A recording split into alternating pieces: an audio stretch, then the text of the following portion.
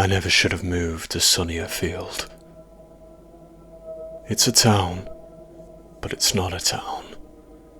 Sure, it has a post office, a few shops, restaurants, office blocks, even a small local cinema. It has job opportunities and a burgeoning suburbia. It has all the makings of an ordinary town in an ordinary part of the world. But Sunnierfield is not the sum of its parts. I arrived on a stiff, scalding day in June. I remember rolling my eyes as I passed a sign for Sunnierfield, a town of sun. Oh, truly the slogan of all time, I joked. Regardless, the oddly uninventive sign didn't diffuse the bubbly energy in my belly. I'd been eagerly awaiting that day for months. I'm a journalist for an online magazine, so I was ecstatic to write an article about a new town. However, as I drove along the main road, passing rows of cloned houses, I wasn't sure how I'd begin. It's hard to describe Sunnierfield, after all. The town has no identity, other than the smiling face it wears so well. A mask not quite snug enough to conceal its falseness. Even my new home, a gorgeous modern build, looked a little sterile. There was no way to fault it, but that was exactly what unnerved me. There was no way to fault it. And after I'd unloaded my scarce belongings from my Ford Mondeo, several cardboard boxes and a couple of bags, I hurried away to explore the town. I didn't even unbox or unpack. I felt uncomfortable in my own home. But the town was no better. The pavements of the main street were built with tightly packed tiles of asphalt, forming an impossibly straight line through the very heart of the town. My eyes felt strained. Looking at Sunnyfield's architecture for too long left me cold. Why had I not felt that way when I saw the advert for the town? It looked almost the same as the pictures. And then I realised what was different. It was precise. Too precise to be man-made. I remember reading something once about the concept of perfect shapes. Perfect circles and straight lines are metaphysical concepts. They don't exist in reality, but they exist in Sunnierfield. Even the people are perfect. Well, the blue shirts. Folks wearing blue plaid shirts. I noticed the uniformed people on my very first day. Men and women, all donning matching smiles to go with their matching shirts. Smoothly curved smiles. Still faces. That was the distinction I began to notice. They were soulless, not quite real. And when I reached the local grocery shop, something triggered my instincts. I felt a burning sensation in the back of my head. When I turned to face the town behind me, I saw that most people kept walking, the ordinary people, but the blue shirts sharply spun their heads forwards. They'd been watching me whilst my back was turned to them. Horrified, I shook my head to rid it of the chittering, bug-like thoughts. It's social anxiety, I decided, as most people would. Anxiety induced by the big move. I was feeling nervous about such a huge life change, second-guessing my decision. That was natural, given I'd moved away from friends and family members. All of my feelings were natural.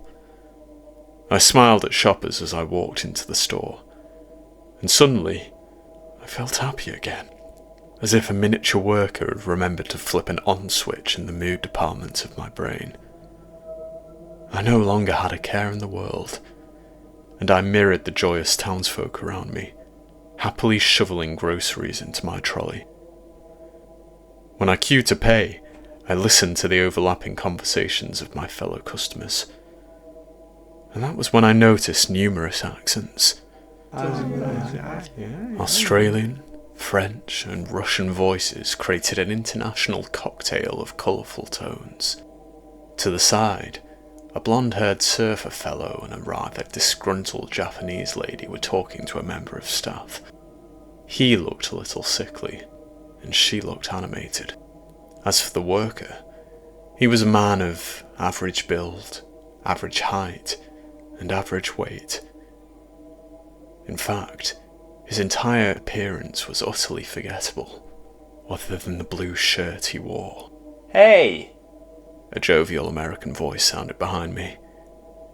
I turned to face a beaming man with bulky glasses and a comforting smile. A man of small size, but not spirit. There was, however, a vacancy in his eyes, though I know mine would have told a similar story. "Hi," I replied, returning the smile. "I'm Mark," he said. "Are you new? I don't recognize you." Yeah, I nodded. "I moved here today, actually. Name's Harvey." "Ah, nice to meet you, Harvey. And is that an accent I detect? I do love a good accent." He blushed. "You know, I'm the only American who doesn't mind a British invasion. Bring more of them, I say."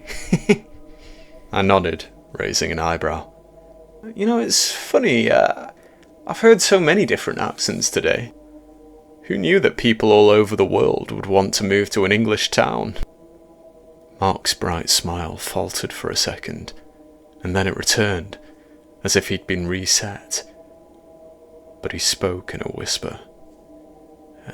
Actually, Harvey, it's everything okay, folks?" An artificial voice asked. My head snapped around, and I faced the member of staff who had been arguing with the upset man and woman. The elderly lady was absent-mindedly walking down one of the aisles, but the blonde-haired man had disappeared from the store. "We're fine, Ainsley," Mark smiled. "Okay," the worker replied, though he was staring at me. "And you, sir?" I nodded slowly, and the staff member quickly walked away. "You said his name. Do you know him?" I asked.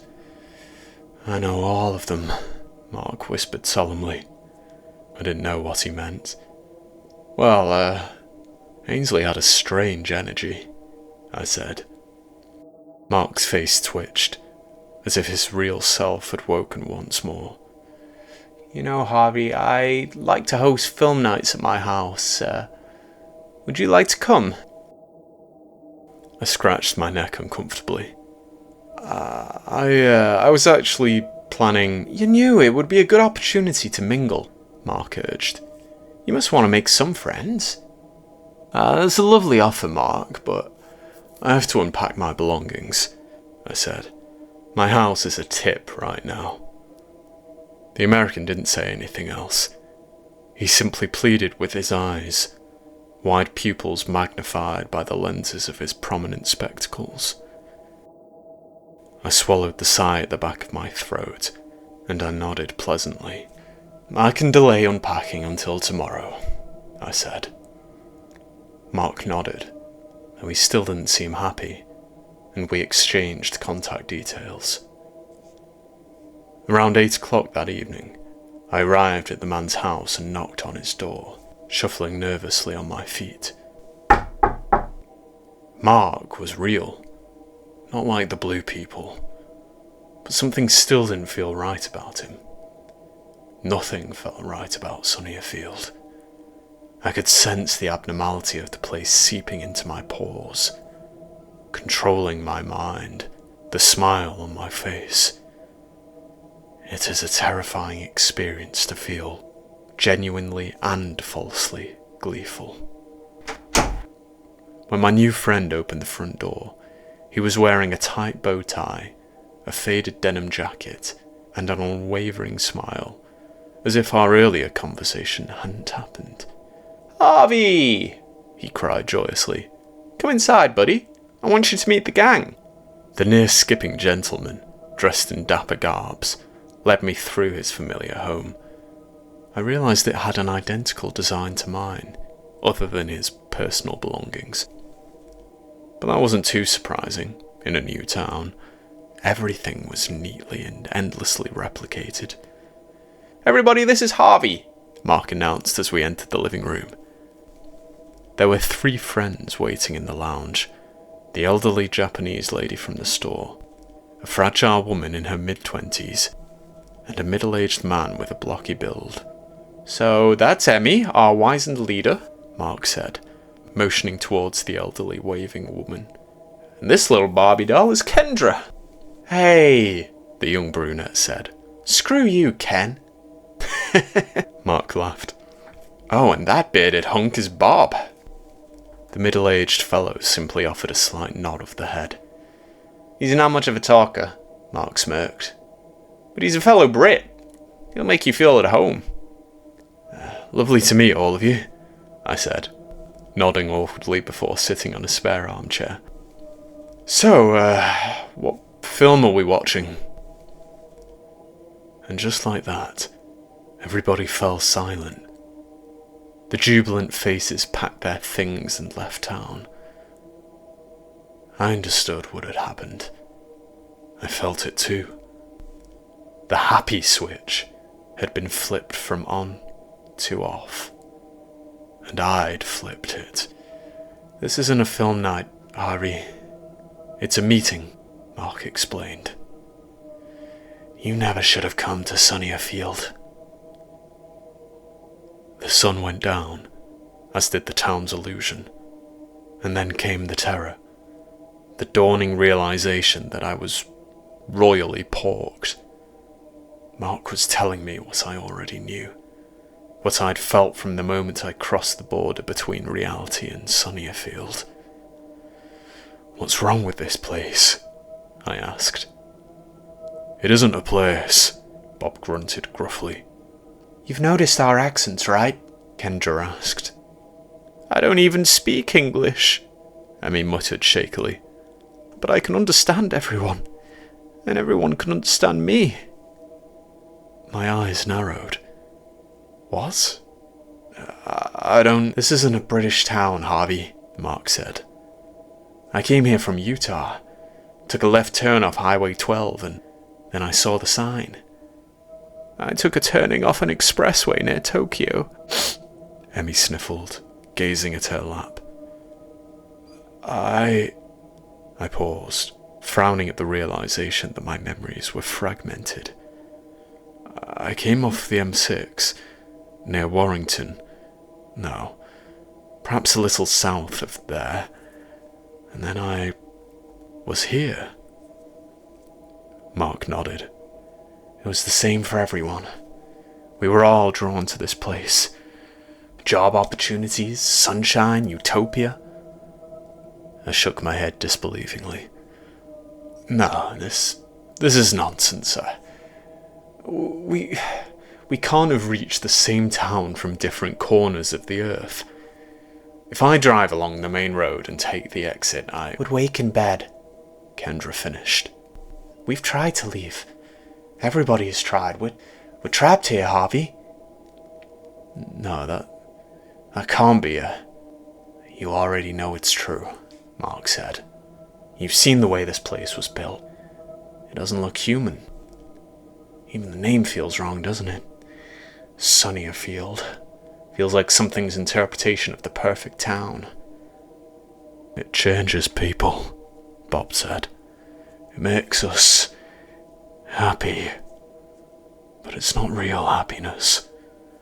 "Yeah," Mark continued. "And whenever we snap out of it, the town always puts us back on the right path." "What do you mean?" I asked. "Do you remember Ainsley from the store? Well, he's not like us. He's a worker. You'll see him all over the town. They keep things ticking over. Keep us in line if we become unhappy." "The blue shirts," I whispered, which led to nods from my new friends. "Who are they?" "We don't know," Mark said. "I've been here longer than most. I was one of the first in town. That was only 4 or 5 weeks ago. I'm not sure. Time is weird here.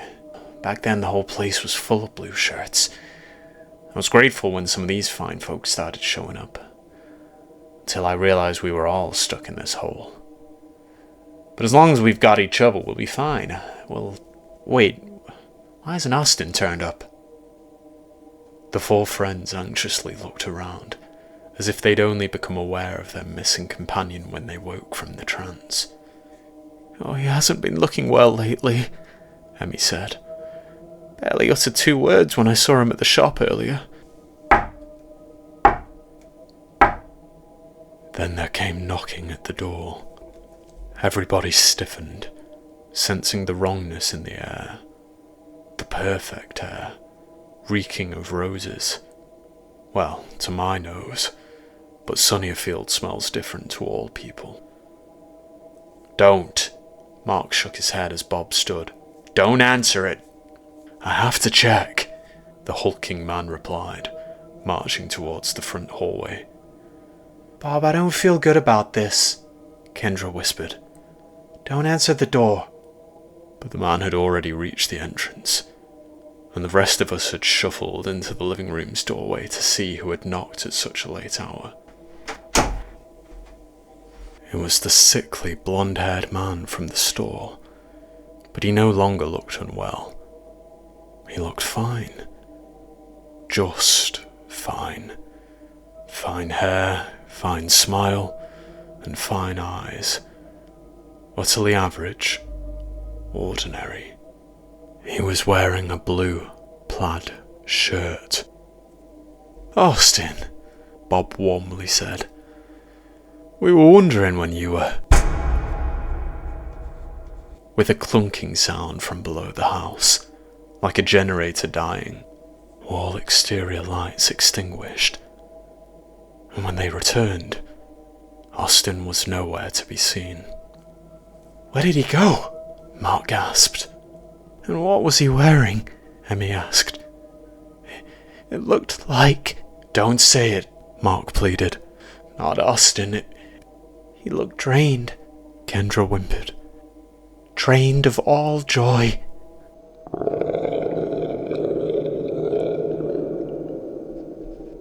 There came a gurgling sound from a world beneath our feet, like a sink drain lapping up the last dregs of water.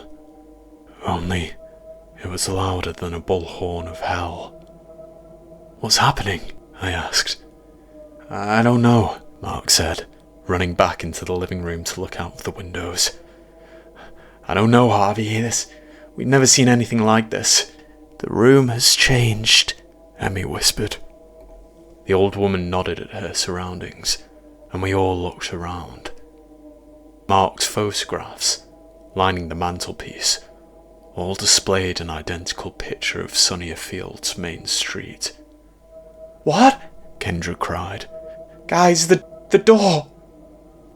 The living room door had vanished. Anytime something slipped out of sight, it changed. I was too afraid to take my eyes off anything in the lounge. Too afraid to blink. When I looked at Mark, the window behind him had also disappeared. We were trapped in a box room. A prison that felt smaller than before. It wasn't just that there were no exits. It simply felt different. And if it were shrinking, it must have been doing so whenever we weren't looking.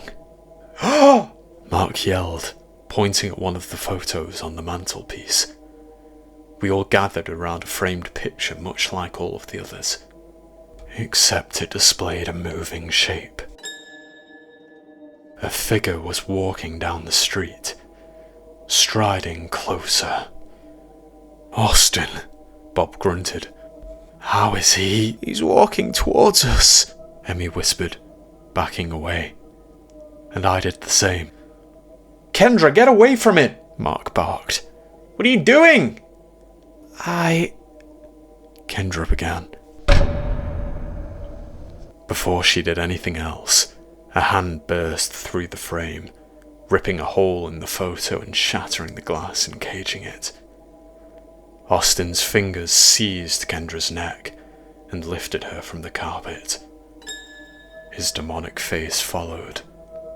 The lifeless face of something that used to be a man. A face neither happy nor sad. Forgettable. But his actions were unforgettable. I'll never rid my ears of Kendra's howls. As Austin began to pluck translucent threads from the corners of her eyes, unspooling her very soul.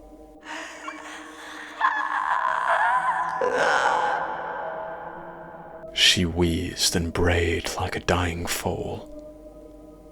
Her skin became cracked, drying dirt, and Austin consumed the mysterious invisible substance from her eye sockets.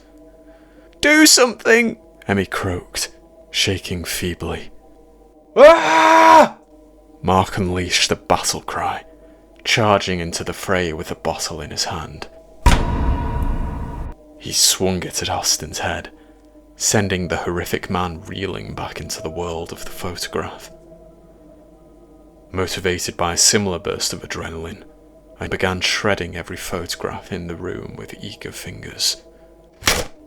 Everyone else joined, and in the final photograph I held, I saw Austin, the man in the blue shirt. I choked as I felt a tug in my brain. He was already starting to unravel the thread which held my soul together. Hands trembling in fear, wrestling with the force that sought to control my mind, I tore the last picture in half.